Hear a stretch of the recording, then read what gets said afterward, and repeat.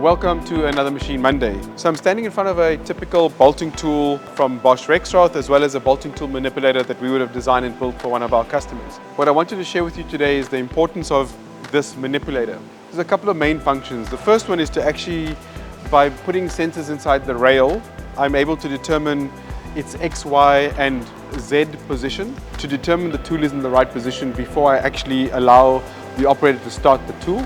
The reason why we have this big bulky manipulator, this tool can actually tighten up to 220 Newton meters, which means that we need to offer some sort of torque reaction. There's no ways an operator would be able to hold that torque reaction. On this side, we'd have a torque reaction that is able to connect to the socket, and we'll tighten the nut on the other side. This is all typically pneumatically driven, so the operator would take the bolting tool to position, engage the nut. This would basically tighten up, and then he'd press the start button if it is in the right position, and it would tighten.